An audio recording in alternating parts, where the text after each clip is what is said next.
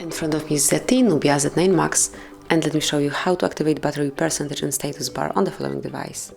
So first of all, you have to open the settings. Meanwhile, you can take a quick look at the battery icon. Right now there is no current level of the battery. Now scroll down, find and select other system settings, click on the battery, and now if you'd like to have it displayed, just click on battery percentage right here.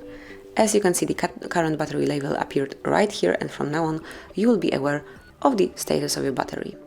And that's basically all. This is how you can smoothly and easily activate battery percentage and ZTE Nubia Z9 Max. Thank you for watching. Please subscribe our channel and leave the thumbs up.